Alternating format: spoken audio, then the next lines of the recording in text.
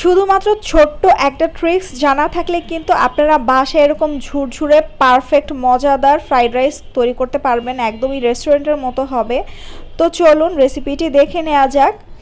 আমরা প্রথমেই যেই জিনিসটা ভুল করে ফেলি সেটা হচ্ছে রাইসটা রান্না করতে যেয়ে গড়বড় করে ফেলি, রাইসটা একদম গলাই ফেলি। গলানো ভাত দিয়ে কিন্তু একদমই ফ্রাইড রাইসটা ভালো হয় না। তাই কিভাবে রাইসটা আমি রান্না করছি সেটাই আজকে দেখাবো, এটাই হচ্ছে মেইন ট্রিক্স।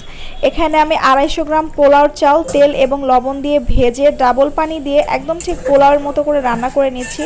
রাইসটা ভাতের মতো রান্না করতে গেলে একটু গড়বড় হয়ে যায়, তাই চেষ্টা করবেন এরকম পোলাওর মতো করে রান্না করে নিলে কিন্তু আপনাদের ফ্রাইড রাইসও পারফেক্ট হবে। তো দেখুন আমার একদম ঝুরঝুরে পোলাও রেডি হয়ে গেছে। এটা কিছুক্ষণ পরে আরও ঝুরঝুরে হয়ে থাকবে। এরপরে এখানে আমি 2টা ডিম স্ক্রাম্বল করে নিয়েছি, তো এটা আমি কড়াই থেকে তুলে নিচ্ছি।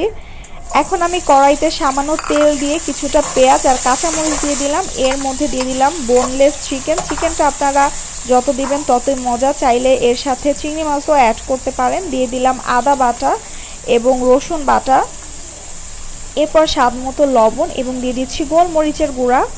দিয়ে দিলাম 1.5 টেবিল চামচ সয়া সস এবং 1 টেবিল চামচ টমেটো কেচাপ। এখন আমি চিকেনটাকে আগে একটু ভালো করে রান্না করে নিচ্ছি। চিকেনে সব কিছু দেওয়া হয়ে গেছে, এখন আমি এটাকে একটু ভালো করে রান্না করে নিচ্ছি। একটু পানি দিতে হবে না, জাস্ট ভাজা ভাজা করে নিব।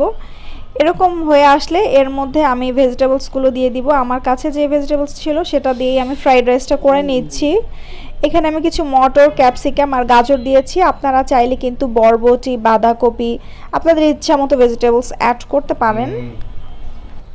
তো সব কিছুকে একটু ভাজা ভাজা করে নেওয়ার পরে কিন্তু সবজিটাও সেদ্ধ হয়ে আসছে।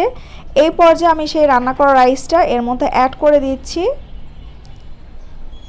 আজই আমি ডিমগুলো স্ক্র্যাম্বল করে রেখেছিলাম সেটাও অ্যাড করে দিব।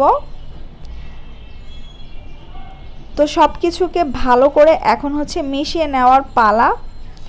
তো চুলার উপরে রেখেই ভালো করে মিলিয়ে নিচ্ছি। ভালো করে মেলানো হলেই কিন্তু আমার ফ্রাইড রাইস রেডি হয়ে যাবে। আর আপনারা অবশ্যই লবণটা চেক করে নেবেন। তো দেখুন, দেখতেই বোঝা যাচ্ছে কতটা ঝুরঝুরে। তো যদি মনে হয় লবণটা কম, সেই ক্ষেত্রে একটু লবণ অ্যাড করে দিবেন। তো আমার পারফেক্ট ফ্রাইড রাইসটা কিন্তু একেবারেই রেডি। আপনারা কিন্তু দেখেই বুঝতে পারছেন এটা খেতেও কিন্তু ভীষণ মজার হয়। অবশ্যই এটা বাসায় বানিয়ে খাবেন। এটা বানানো খুবই সহজ, খুবই হেলদি, কারণ রোজায় কিন্তু ভাজা পোড়া এড়িয়ে এই ফ্রাইড রাইসটা আপনারা করতে পারেন।